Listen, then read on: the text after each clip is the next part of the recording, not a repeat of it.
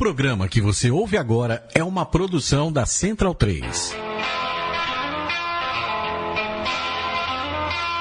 Viaje no tempo com Leandro e a mim e tire do fundo do baú o seu melhor time de botão. Agora na Central 3.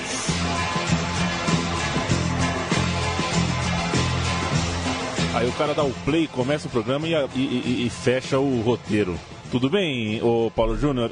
A gente começa mais um programa, Meu Time de Botão, e um programa que na verdade foi uma grande sacada sua. Você, Paulo Júnior, não sei se alguém já te falou, tem muita presença de espírito. Como vai?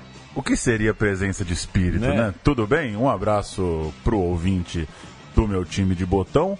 Hoje um programa especial e um programa, claro, condicionado por um fato novo, né? Um acontecimento lá na Inglaterra nos motiva a lembrar de um time que é histórico pelo que aconteceu dentro de campo e pelo que aconteceu nas bancadas de um jogo, infelizmente, inesquecível há 27 anos atrás.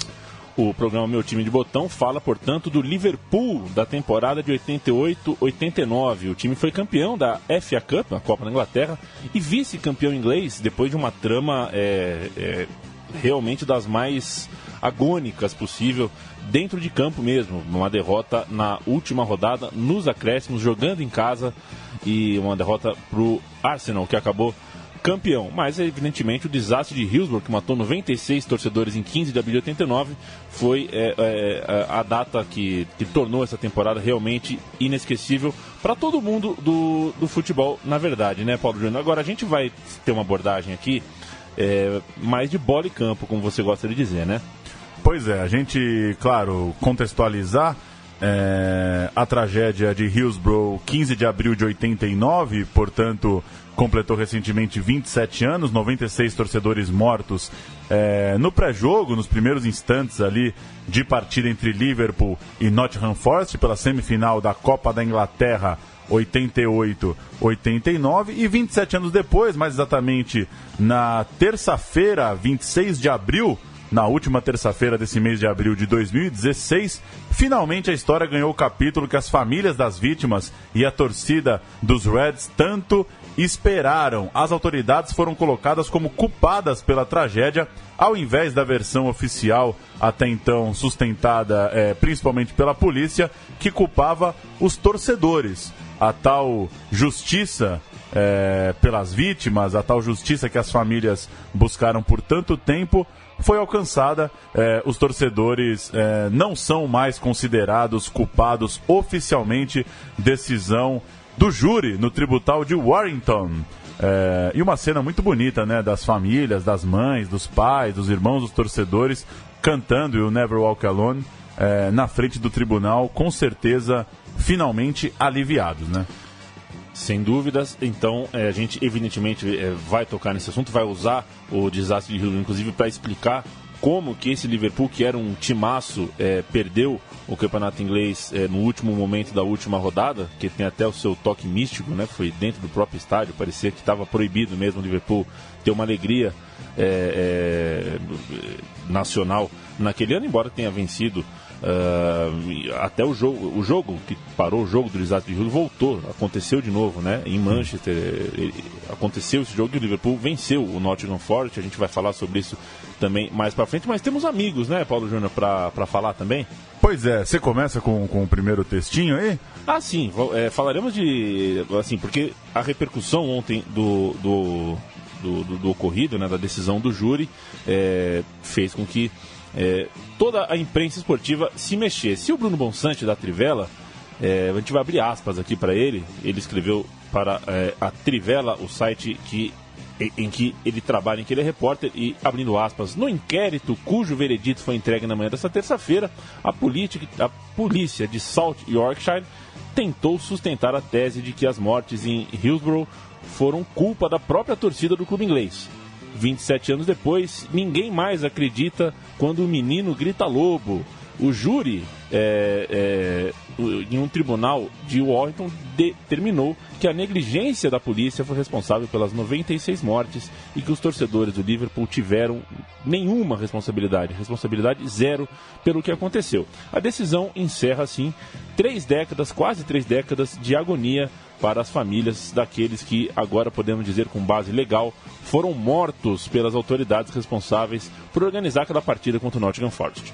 Jogo pela semifinal da Copa da Inglaterra daquele ano, e jogo que marcou o início de uma relação nada boa entre a torcida do Liverpool e o jornal The Sun, que foi um dos que mais se colocaram a favor da versão da polícia, né? Bancando histórias de torcedores embriagados, de torcedores roubando carteiras de corpos estirados no chão, comprando essa ideia da culpa dos torcedores, né? Os baderneiros, os hooligans, os caras que não sabem se comportar em público, em multidão, foram os responsáveis. Não, finalmente a história coloca esses torcedores como vítimas de um episódio constrangedor. As cenas até hoje chocam, de negligência policial, de má estrutura para receber um público daquele tamanho, de mau preparo das autoridades, enfim. E a gente vai ouvir Irlan Simões, nosso amigo, nosso camarada, jornalista,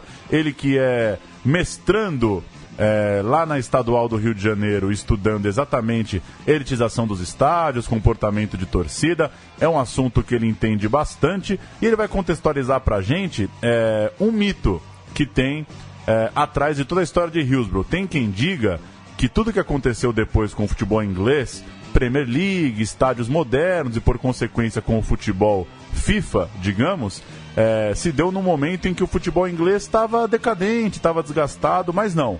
O Irlan vai dar alguns exemplos para lembrar que o futebol inglês estava voando nos anos 80. Vamos ouvir aí então Irlan Simões. Olá Paulo, olá Leandro, olá amigo da Central 3, aqui é Irlan Simões. Vamos falar um pouquinho sobre algo que precede um pouco o Hillsborough, e considerando que ele se tornou um grande marco para falar sobre futebol mundial, e muitos jornalistas e pessoas que quisem ser entendidas de negócios no futebol colocam como uma virada positiva dentro do futebol inglês, considerando que o futebol na Terra da Rainha, antes de Margaret Thatcher promover essas mudanças neoliberais, ele era decadente.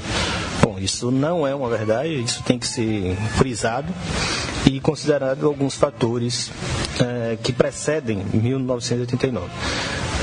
Principalmente a tragédia de Heysel em 1985, que vocês podem explicar depois aí melhor, que ela acaba prejudicando os clubes ingleses de uma forma que por proibir a participação de ingleses na principal competição europeia naquela época, que chamava Taça dos Campeões, hoje Copa dos Campeões. Os clubes ingleses, eles, longe de estar decadentes, eles dominavam esse torneio europeu e foram proibidos de jogar entre 85 e 90, exatamente por causa dessa tragédia, e ninguém menos que Margaret Thatcher foi uma grande promotora dessa punição drástica que atingiu todos os clubes ingleses, não só o Liverpool, que era o responsável direto. Você pegar os torneios, os 10 torneios que antecedem essa punição, a Inglaterra esteve em nada menos do que 8 finais.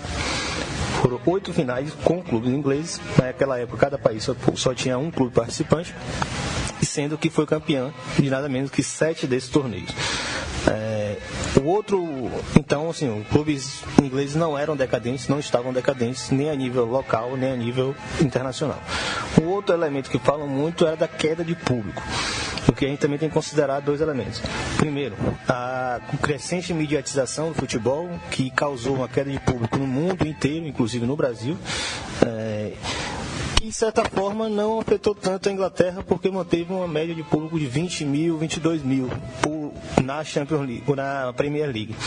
Uma média maior do que a Alemanha, por exemplo, que sempre foi um país que tem uma tradição de bons públicos, e só era menor do que o da Itália, que na época tinha toda uma questão de ser o principal país com grandes jogadores no mundo inteiro. Ou seja, cai por terra essa face de que o futebol inglês estava tão decadente. Se estava decadente, depende do conceito de decadência que você usa, e isso aí atingia o futebol do mundo inteiro. É isso, amigo. Um grande abraço e até a próxima. Valeu, Irlan Simões. Só para completar, olha que curioso, eu estou aqui com o livro Hooliganismo e Copa de 2014, coleção 7 letras, livro organizado por Bernardo Borges Buarque de Holanda e Helena Baldi dos Reis. Tem um texto de um francês, Nicolas Roucade, sociólogo, professor da Escola Central de Lyon. Ele é especialista em hooligans e ultras franceses. Olha que curiosa a história e como temos semelhanças com o que ia acontecendo no Brasil. Abre aspas para ele. O termo hooliganismo já é por vezes aplicado a catástrofes ocorridas nos estádios, mas que não são provocadas por espectadores violentos. Em 1992, uma arquibancada provisória do estádio de Furiani, em Bastia, desmoronou por ter sido mal montada, causando a morte de 18 pessoas. Em certas mídias, dramas desse tipo, causados por má organização, falhas nas infraestruturas ou venda de mais ingressos do que permitido pela capacidade do estádio, são por vezes catalogados como hooliganismo, o que cria uma primeira confusão ao redor desse tema, já que não houve, nesses incidentes, violência causada por torcedores. É mais ou menos o que aconteceu, acho que anos 80, anos 90, em todo o planeta, né? Toda cena que destoasse da normalidade do comportamento ali para a tela da televisão já era tratada como hooliganismo, como violência, como algo bárbaro, né? Existe um padrão nessa construção de discurso e os motivos disso a gente levaria horas aqui para ser justo, né? Levaria horas aqui de discussão e são muitas horas que o Irlan, por exemplo, se dedica em sua universidade para contribuir para esse tema, que é um tema que realmente não cabe em análises rasas. A gente está falando de muita gente, de muito sentimento e de muitos interesses. Enfim, um grande abraço, viu, Irlan? Obrigado aí pela sua participação. E a gente vai recuar um pouquinho no tempo, porque 24 horas depois do desastre de Heysel, isso em 85, na final da Champions League contra a Juventus, foi em maio, né, que o Liverpool e o Juventus se encontraram, e o técnico Joey Fagan caiu. E daí em diante, Paulo Júnior? Caiu, nada a ver com a tragédia que matou 39 pessoas em Heysel, mas sim uma aposentadoria que já estava planejada do técnico do Liverpool, e quem assume é Kenny Dalglish. Ele é nomeado jogador e técnico naquela temporada que marca, como lembrou o Irlan, a suspensão dos times ingleses das competições europeias. O Liverpool naquele ano foi quase invencível. Era uma temporada especial, com o hooliganismo em alta e a Federação Inglesa tentando criar competições para preencher o vazio deixado pela falta de jogos internacionais. Criou, por exemplo, a English Super Cup e a Full Members Cup.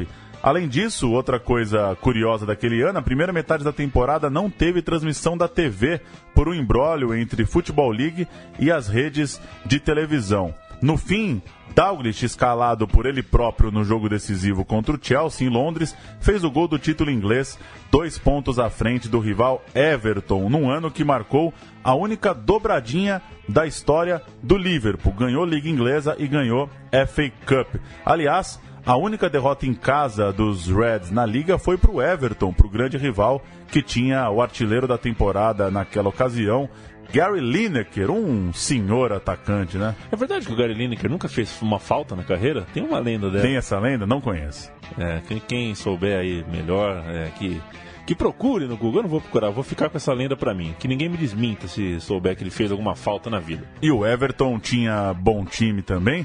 É um dos que sofreu com essa punição, né, de não poder jogar as competições europeias, porque no ano seguinte o Everton deu o troco e levantou o troféu, superando o Liverpool em 9 pontos. Em 87-88, o Liverpool reconquistou a taça com 9 pontos para cima do Manchester United. Então chegamos à temporada 88-89, que é a temporada que a gente vai detalhar um pouco mais nesse programa. que é o nosso objeto principal de diversão hoje no Estrelão da Central 3. Depois de uma fase não tão boa na Itália, na Juventus de Turim, o galês Ian Rush, que havia jogado quase uma década no Liverpool, voltou a casa, voltou a Anfield com uma transferência que era recorde para um clube inglês na época, 2,8 milhões de libras esterlinas. O começo da temporada marcou também um novo esquema que o técnico Kenny Dalglish aplicou aos Reds, ao time vermelho, agora usando um 4-3-3 para que coubessem os 3 atacantes, Rush, o irlandês Albright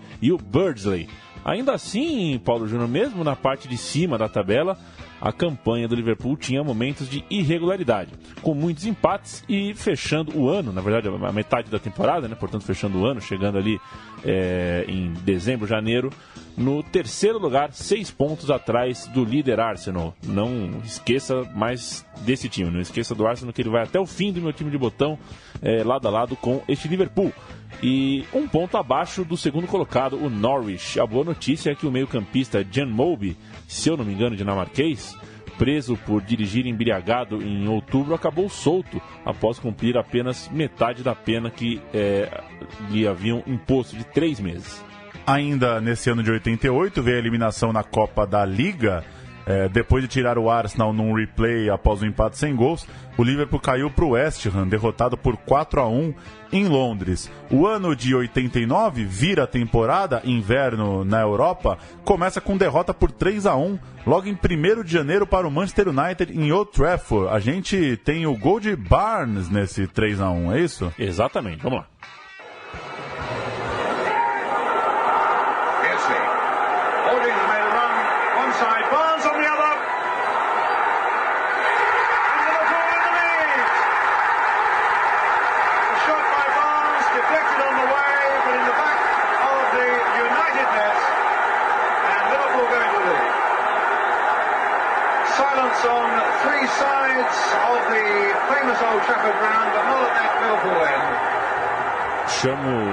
Chamo a atenção, Paulo Júnior, nesse áudio, que não é o gol da vitória nem de nada, mas o Liverpool está jogando fora de casa, está jogando em Manchester, e esse barulho de torcida, essa atmosfera toda é sim da torcida visitante. Nas imagens você vê que muito numerosa atrás de um dos gols de Old Trafford. E a elegância dos narradores ingleses não falha, eles gritam menos, falam menos bobagem e deixam mais a gente curtir o som da torcida, né? O som que interessa, o que vem do campo. Depois de algumas rodadas vendo o Arsenal disparar na liderança, o Arsenal chegou a ter 9 pontos de vantagem sobre o Liverpool em janeiro. Os Reds finalmente embalaram uma boa fase no mês de março. 6 vitórias em 6 jogos, com direito a um 5-0 sobre o Luton Town, considerada uma das grandes exibições daquela temporada.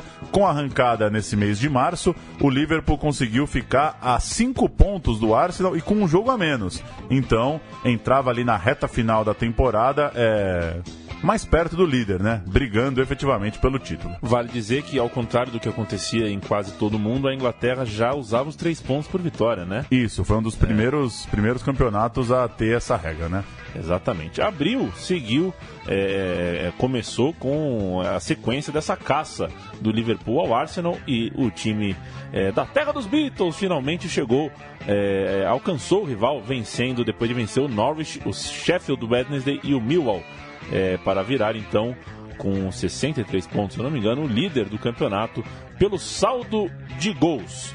A gente pode ouvir, Paulo Júnior, os gols de Liverpool e Millwall? Por favor. Bom, então vamos lá. Forward, that's a good ball to O'Callaghan. Barnes across to cover. And a good layoff, Hurlock. All a bit scrappy inside the Liverpool penalty area, and it breaks for Salman, and he's given Millwall the lead. Liverpool protest, but the goal stands. Hamilton. Beardsley. Oh, beautiful skill by Peter Beardsley, and a good save. Corner to Liverpool. As ever, Liverpool take it quickly in by Venison. Aldridge going up. Barnes is in there, and Barnes has equalised. A rare-headed goal for John Barnes. Oh, poor ball there by Cascarino, and Barnes quick to capitalise on the mistake. Possibilities here for Liverpool. Houghton's header, and behind for a corner.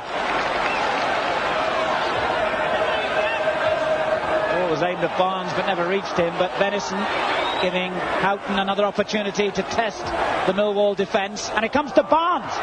Well saved, but Aldridge is there, and Liverpool take the lead. A vital goal. Liverpool take the lead. Foi o jogo, foi de virada. A gente ouviu os 2 gols do Liverpool, não ouviu o gol do Millwall, mas o Liverpool venceu de virada e assumiu a liderança por alguns dias. Teve alguns dias, portanto, de liderança e paz, porque logo em seguida veio Hillsborough, né, Paulo Júnior? Pois é, só pra gente pontuar então, o Liverpool nessa briga acirrada com o Arsenal na liderança do campeonato inglês e seguindo na FA Cup. Chegou a data da semifinal da Copa da Inglaterra, diante do Nottingham Forest, o fatídico jogo de Hillsborough, que matou 96 torcedores no 15 de abril de 89. Você anuncia o próximo convidado, então. Perfeito. O amigo da casa, Mário Marra, jornalista que tem o coração vermelho, porque adora, acompanha, torce pelo Liverpool, falou com a gente, mandou um recado pra gente contando sobre esse dia, sobre o desastre de Hillsborough e tudo que isso significou pro torcedor do clube inglês. E, enfim, o Mário Marra, ele mesmo se apresenta e ele dispensa apresentações, a gente vai ouvi-lo e volta daqui a pouquinho. Oi pessoal, eu sou o Mário Marra aqui da Rádio CBN, também da ESPN. Liverpool e Nottingham, um jogo que marcou o desastre de Hillsborough, né, que é forte demais, né, com cenas que machucam até hoje, né. Naquela época, em 1989, era tudo diferente, né, as condições de segurança no estádio, e os torcedores do Liverpool saíram da cidade e foram encaminhados praticamente muitos torcedores para um corredor só, né? E entraram num lugar que estava com superlotação, tudo. Morreram 95 no estádio, depois morreu um depois.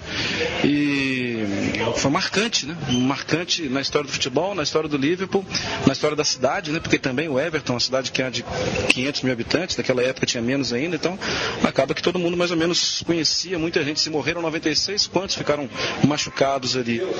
Mexeu muito com a história do futebol inglês, depois veio o relatório Taylor e tudo mais, mexeu muito com a cidade, como eu já tinha falado, e de certa forma as condições de segurança foram revistas, né, depois daquilo tudo. É muito interessante agora o fim do inquérito, né, não colocando as vítimas como culpadas, absolvendo as vítimas, né, porque na época, inclusive a imprensa, o The Sun, a turma estava colocando quem morreu como hooligan, como gente que foi lá para fazer a bagunça e desobedecer, sendo que a gente sabe que a polícia também teve toda a culpa, e a segurança do estádio teve muita culpa pela morte dos outros. Aquele time era treinado por Kenny Dalglish, né? King Kenny, que sempre participou das celebrações do dia 15 de abril, sempre esteve presente, e é uma marca, é um nome fortíssimo na história do Liverpool. É isso. Grande Mário Marra, King Kenny, Mário Marra, um maratonista da palavra. Obrigado, viu, pela participação, pela ajuda, pela parceria. Paulo Júnior. Após Hillsborough, o campeonato inglês foi suspenso, chegou até a se cogitar o fim da FA Cup daquela temporada, pensaram em não realizar novamente o jogo, em encerrar o campeonato por ali, mas os clubes resolveram jogar a partida interrompida. Ela acabou marcada para 7 de maio de 89, portanto, 15 de abril, quase um mês, né? 23 semanas, 21 dias, 7 de maio de 89, em Old Trafford. Vitória do Liverpool por 3-1, 2 gols de Albright e 1 gol contra de Loss, sendo que o Webb descontou para os derrotados. A gente tem áudio desse jogo, então, o retorno da FA Cup, o jogo remarcado após toda a tragédia que aconteceu em Hillsborough. Vamos ouvir aí. A gente primeiro vai ouvir o pré-jogo, um silêncio, a gente vai ouvir um minuto de silêncio. Isso é bom, né? Muito bom isso. A gente vai ouvir um minuto de silêncio e, em seguida, o primeiro dos gols do Liverpool na partida. Vamos lá. 39,000 people turned up to see the game. But this was more than a football match.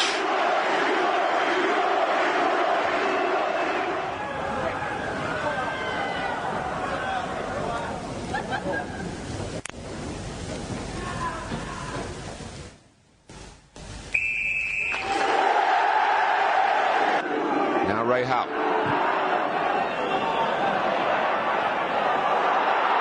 It comes for Barnes. Good stop by Sutton. But the rebound put away by John Aldridge after only 3 minutes.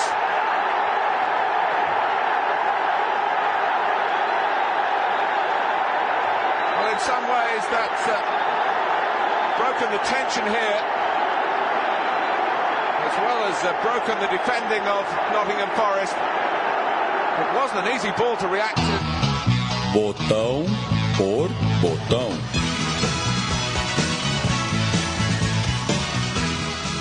A gente já entra aqui com o botão por botão, porque pouco falamos dos jogadores que fizeram parte desse elenco até o momento, e falaremos agora, Paulo Júnior, e a gente vai falar de jogadores que participaram das partidas logo seguintes ao do desastre de Hillsborough, e não é só uma, né?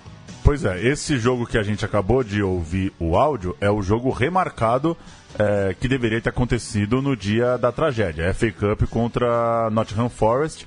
Ele acontece, como a gente citou, em maio, em 7 de maio. Mas antes, em 3 de maio, é o primeiro jogo do Liverpool pós-tragédia, o jogo em Goodison Park contra o Everton, um empate sem gols, 0-0. A gente vai lembrar agora os 13 jogadores, os 11 titulares e os 2 que entraram ao decorrer da partida, são os mesmos 13 jogadores que atuaram nesses 2 jogos. Então, acontece Hillsborough, volta o campeonato inglês, empata com o Everton, refaz o jogo da FA Cup, vence o Nottingham em Old Trafford, com esses caras aí. Um pra cada? Um pra cada, vamos nessa. Vai nessa. Bruce Grobbelaar, de 28 anos, ele tinha 28 anos em 88 e 89, era goleiro da seleção do Zimbábue e chegou ao Liverpool em 1981.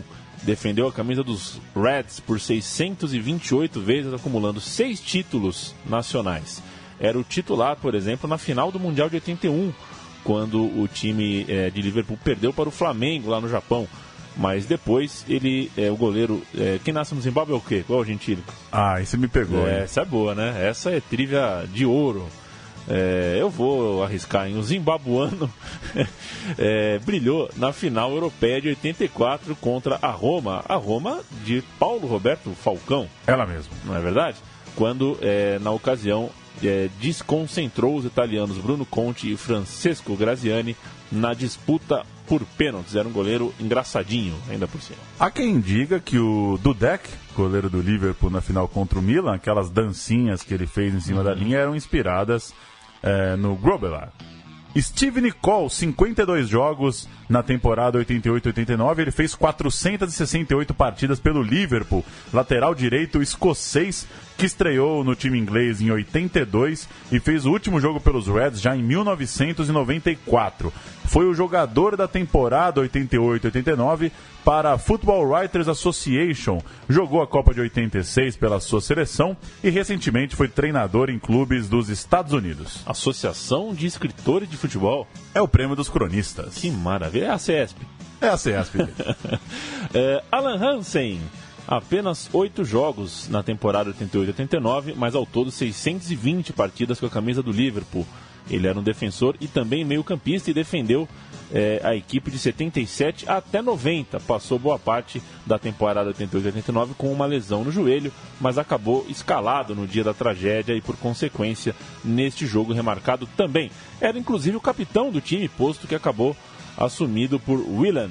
Jogou a Copa do Mundo de 1982 e depois fez fama como comentarista no tradicional Match of the Day da BBC.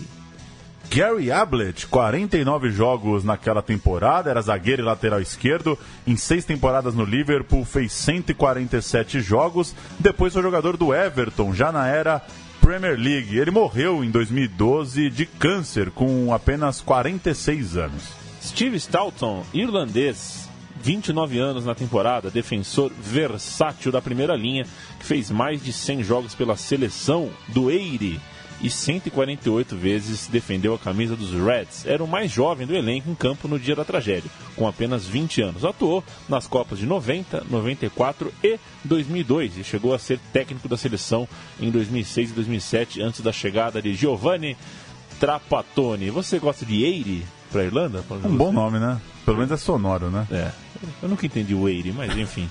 Ronnie Whelan, 51 jogos na temporada 88-89, meio-campista de atuar pela faixa central do campo, irlandês, mais de 50 jogos pela seleção, estreou no Liverpool em 81 e seguiu no time até 94, chegando a 493 jogos pelo clube. Naquele time, ele diminuiu a presença no ataque e passou a marcar menos gols com a presença de John Barnes, mas nunca escondeu que foram os melhores anos de sua carreira. O Whelan jogou a Euro de 88, jogou também as Copas do Mundo de 90 e 94. Você reparou, Paulo Júnior, que o jogador que tem pouco jogo pelo clube tem 200? É, o time bem ligado ao clube, realmente, né? Impressionante. Lembrando que naquela temporada foram 53 jogos, então essa turma aí de 200 e poucos tem pelo menos 5, 6 anos de casa. Você não chegava num time e ia embora depois de 10 meses com 20 minutos de campo. Isso não aconteceu. Você jogava 200 vezes. Ray Houghton, 52 jogos na temporada. O meia escocês jogou por 5 anos no Liverpool e somou nesse tempo 202 partidas, 38 gols, e depois foi jogar no Aston Villa, no Crystal Palace e no Reading. Pela seleção, jogou a Euro de 88 e as Copas de 90 e 94. Em 90 enfrentou o Brasil. Steve McMahon, 40 jogos naquela temporada 88-89, meio-campista de 50 gols em quase 300 partidas pelo Liverpool. Ele chegou a ser ídolo do rival Everton, eleito inclusive o jogador da torcida em sua primeira temporada no Clube Azul, quando ainda era bem jovem. Depois construiu essa carreira no Liverpool. A gente ouve no meu time de botão George Harrison. Torcia pra quem o George Harrison? Essa é com você, né? Essa é a resposta, fica com o nosso ouvinte fiel, Rodrigo Borges, que sabe muito bem que George Harrison só torcia por uma equipe, e era de Fórmula 1, não era de futebol. John Barnes, esse é um dos botões graúdos, né? 44 jogos na temporada, um meio atacante fortíssimo, nascido na Jamaica, que atuou por 10 temporadas em Anfield, fazendo nesse período 108 gols e 407 jogos. No fim da carreira, já no final dos anos 90, atuou também por Newcastle e Charlton. Na seleção, jogou a Copa de 86, quando foi a campo apenas na parte final do jogo da Inglaterra contra a Argentina, e quando deu, inclusive, o passe para a Lineker descontar. Ainda marcou um golaço em 84 no amistoso contra o Brasil no Maracanã, quando os ingleses venceram por 2-0. Ele é muito adorado, é um dos grandes ídolos da torcida vermelha, tendo sido eleito certa vez o 5º jogador que mais impressionou The Kop, que é a arquibancada de fundo de Anfield, numa pesquisa do site oficial do clube, atrás apenas de Fowler, Rush, Steve Gerrard e Douglas. Peter Beardsley, 51 jogos na temporada. O atacante fez 175 partidas e 59 gols pelo Liverpool em 4 anos que ele passou em Anfield. Jogou também muito tempo no Newcastle, rodou bem pela Inglaterra, jogou também no Everton, jogou na dupla de Manchester, no Bolton, no Fulham, entre outros, e disputou ainda as Copas de 86 e 90. Pra gente terminar o time titular, o John Aldridge, 47 jogos e 31 gols naquela temporada, o atacante que esse fez pouco, hein? Só jogou 104 vezes pelo clube, mas deixou sua marca com 63 gols, mais de meio gol por jogo. Natural de Liverpool, ao contrário do que eu falei no começo do programa, chamei o cara de irlandês. Mas jogava pela Irlanda. Exato. Ele defendeu a seleção da Irlanda e se tornou o primeiro jogador não basco a atuar pela Real Sociedad. O Aldridge terminou a carreira com quase 500 gols marcados e também jogou a Euro de 88 e as Copas de 90 e de 94, de onde vem a minha parca memória. Torcedor do clube, foi um dos que mais sofreu com a tragédia, tendo frequentado quantos funerais foram possíveis naquela semana muito bacana da parte do John Aldridge. Os dois jogadores que vieram do campo, Barry Venison, 22 jogos naquela temporada, em 6 anos em Anfield foram 158 partidas, ele acabou passando boa parte da temporada machucado, mas ainda assim foi usado como reserva em momentos importantes daquela temporada 88-89. Pra gente terminar o campo, Iron Rush, 32 jogos e 11 gols na temporada, um galês que jogou pouco pelo clube, 660 partidas, 346 gols com a camisa dos Reds, é o maior artilheiro da história do clube. em 15 temporadas com a camisa vermelha. Ele teve também passagem pela Juventus da Itália, mas em seguida voltou para o Liverpool, onde inclusive acabou sendo desejado por Alex Ferguson, que já estava no Manchester United. Foi o bola de ouro da UEFA em 1984. Fazia gol demais. Pô, o cara, quanto que ele fez mesmo que eu falei aqui? Só no Red? 346 gols, maior artilheiro da história do clube. Tá bom pra você? Eu acho que tá bom. Tô pensando aqui quantos gols eu fiz somando tudo, né? Society, futsal. Não fiz tudo isso. Não fez tudo isso. E pra gente fechar a lista, um técnico jogador, né, Paulão?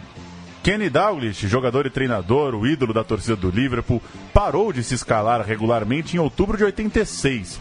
Ele fez uma última aparição enquanto atleta já no final da temporada 89-90.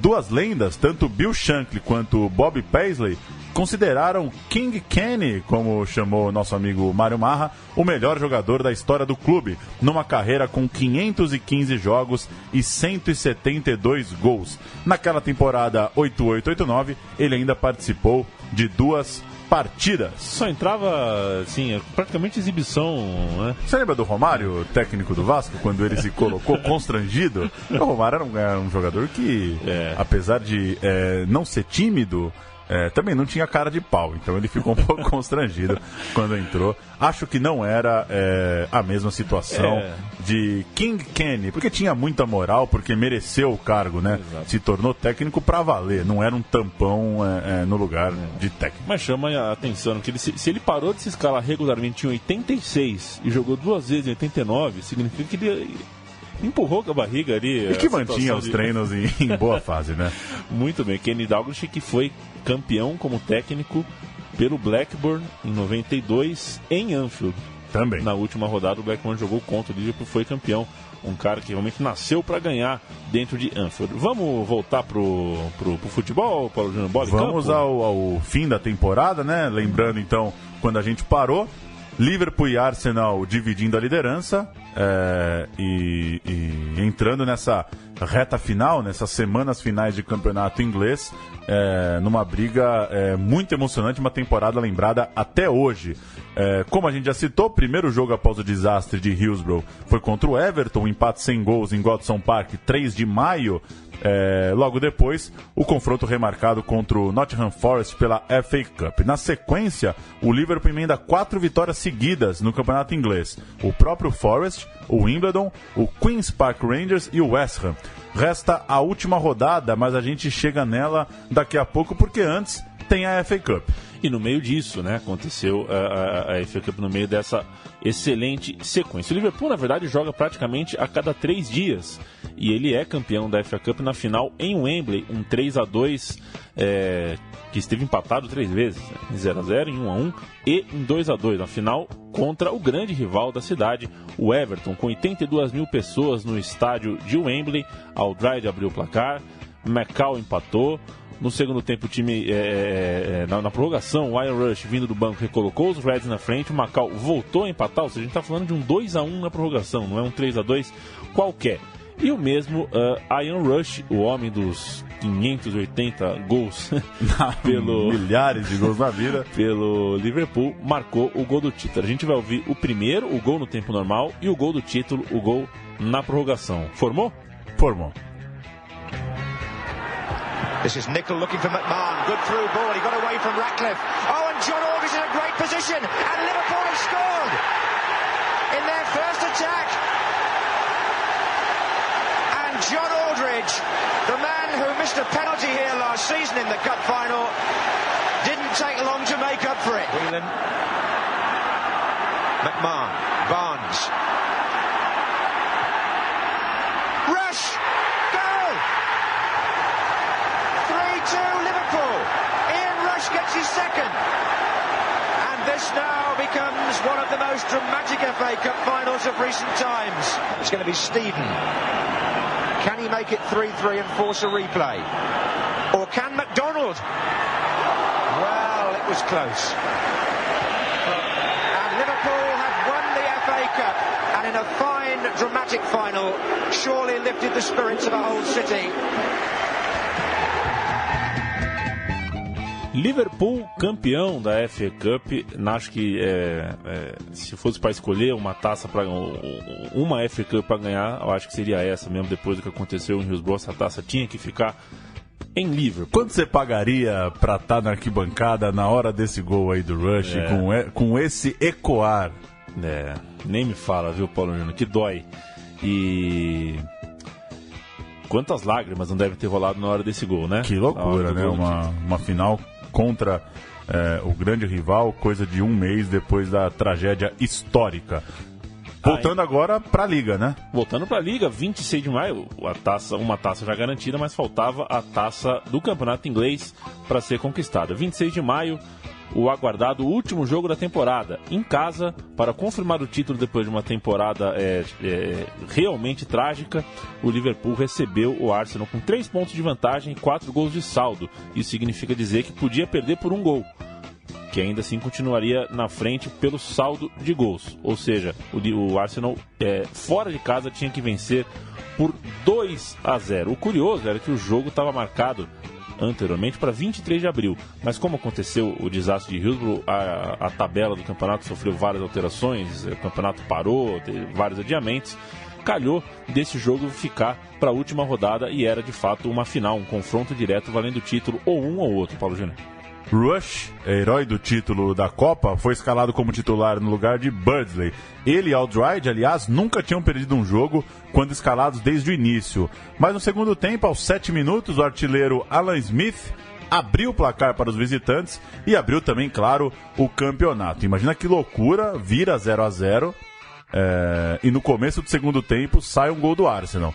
Até aí, 1-0 Arsenal, o título ainda era do Liverpool. Pressão absoluta do Arsenal, é claro, né? Pressão de maluco para cima do Liverpool em busca do título.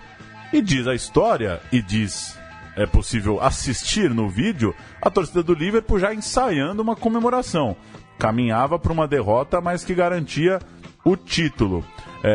Quando a torcida já comemorava, um estouro de Lukic encontrou o Smith, que rolou para Michael Thomas fazer o gol do título dos Gunners. O relógio, meu caro Leandro e a mim, marcava 91 minutos e 20. Eu tô aqui com o nosso querido Nick Hornby.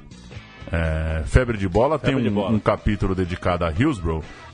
A gente não vai falar dele agora, mas vai falar do capítulo dedicado a esse Liverpool e Arsenal de 26 de maio de 89. O nome do capítulo acho que já resolve. O melhor momento da minha vida.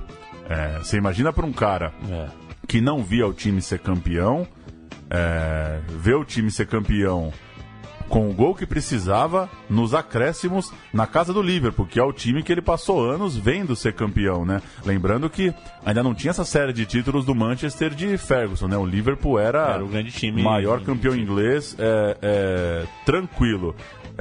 Você quer soltar o gol? Vamos soltar o gol? Solta o gol e eu volto com um trechinho de Febre de Bola para dar ao lado da emoção do torcedor do Arsenal nesse título que escapou de forma impressionante da mão do Liverpool. Something to behold at the moment. I think in a way, if Arsenal are to lose the championship, having had such a lead at one time, it's somewhat poetic justice that they have got the result on the last day, even though they're not to win it. They would see that as small consolation, I would think, David, but you can see we're now well into time added on.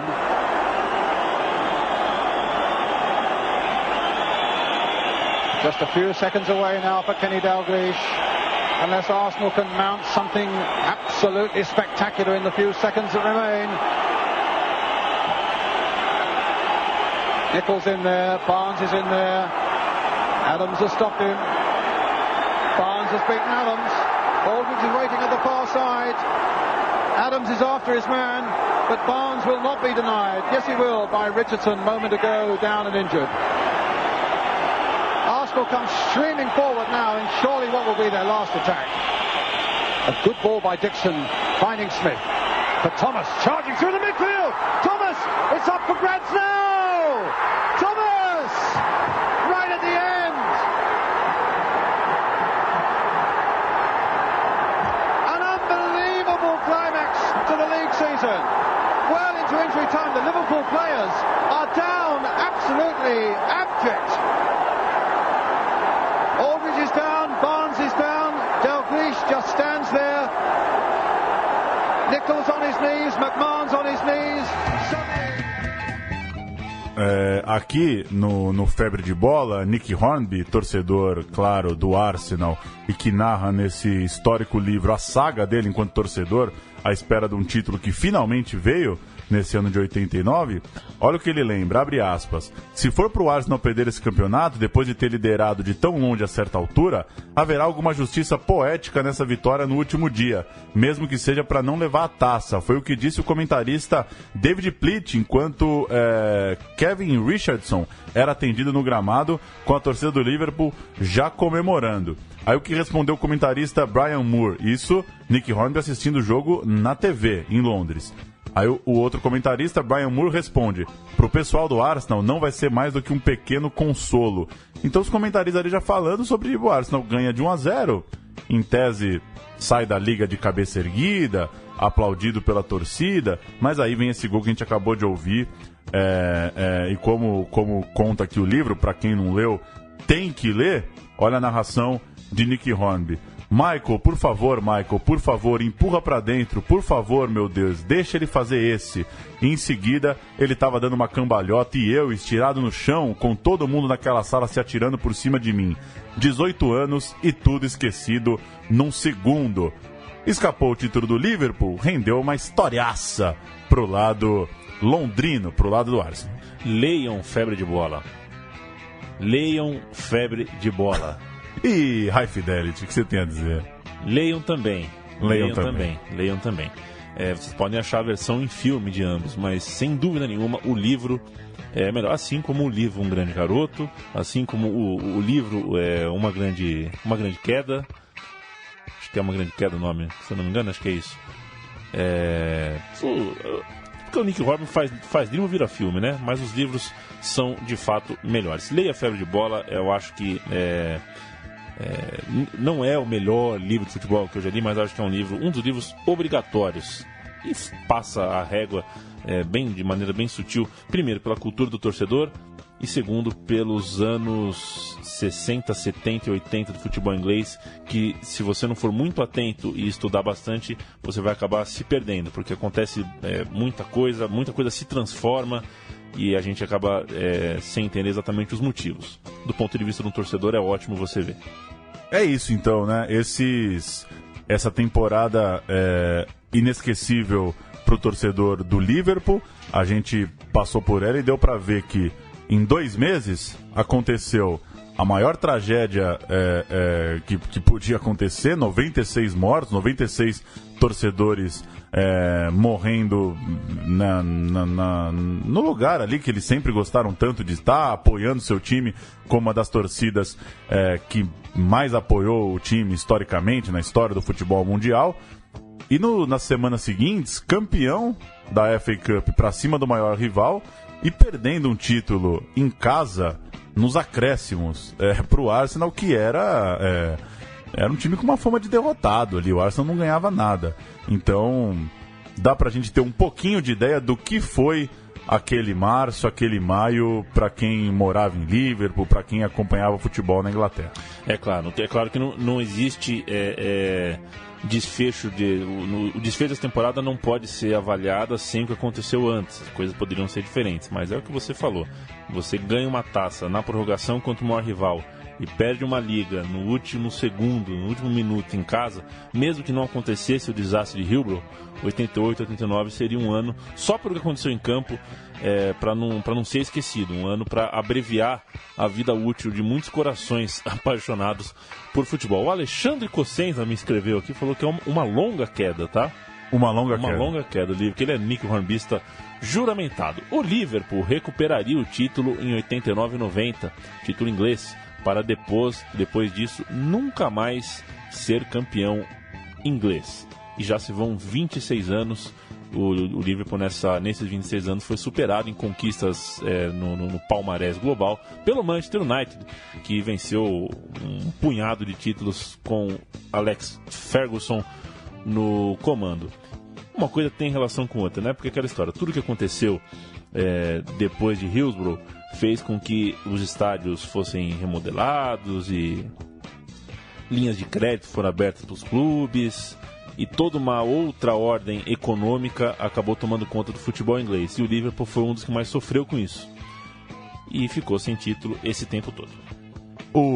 Isso repercute até hoje, ainda, né, pro desenrolar da história, digamos assim. Tudo ainda é muito recente, as transformações do futebol. Como você disse no começo, a gente não tem a pretensão aqui de começar a analisar o que fez o governo inglês, o que foi o relatório Taylor. A gente precisaria de um outro momento para isso, mas como disse aí um pouquinho o Irlan, como lembrou o Marra, como a gente contou um pouquinho, acho que serve como, pelo menos, empurrão para quem quiser entender um pouco mais o que Hillsborough representou, né, para a transformação do campeonato inglês, para a identidade do Liverpool, para quando o Gerrard chora que não conseguiu dar o título de novo para o clube em que ele era torcedor na época, né? Entender um pouco mais esse contexto, entender a grandeza do Liverpool, né? Nenhum time na história do futebol mundial passou 100 anos, 120 anos ganhando tudo. Mas quando se cobra o Liverpool, né? Quando cobra que o Liverpool tem que ter time bom, tem que ter time brigando ali pelo título, ano sim, ano não, jogando competição europeia de forma consistente, é porque foi um timaço nesses anos 80, e não fosse a suspensão dos 5 anos, né, fora das competições europeias, quem sabe Liverpool não teria mais Copa dos Campeões, Everton, quem sabe, não teria beliscado ali uma Champions League. Enfim, a história que é muito marcante e que repercute até hoje, tem muito a ver com a transformação do futebol que a gente ainda está vendo acontecer. Anfield ainda está do jeito que era. Claro, com mais restrições, com mais gente sentada, com preços exorbitantes, com uma fila de espera para se tornar dono de uma cadeira que chega a 20, 30 anos, com várias nuances desse futebol de mercado que a gente vive hoje. Pelo menos a lata do estádio ainda digamos, aos mesmos moldes. Veremos quanto isso vai durar, né? Paulo Júnior, muito obrigado pela parceria, viu? Valeu! O programa Meu Time de Botão volta em breve, você fica de olho, enquanto isso ouve todos os outros que você... E você sabe a bucha que você já se meteu, né?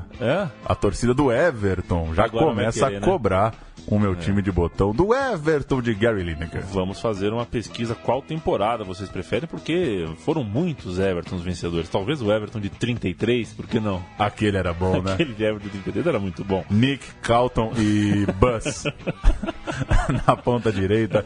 Que baita time. Chega de cascata, Paulo Júnior. A gente volta sempre. A gente volta na semana vindoura com mais um time, com mais uma esquadra, com mais um treinador, com mais uma taça. Nem sempre com mais uma taça. Nem todos os times de botão são times vencedores. O Matias até brincou com a gente aqui, tem que ser time campeão, não sei o quê. Nem sempre. Tem time que marca, independente de ter sido campeão ou não. Essa é uma das grandes histórias do futebol, sem dúvida. E pra gente foi um barato falar sobre o Liverpool de 88 e 89. Espero que pra você também tenha sido legal ouvir. Um grande abraço, até mais.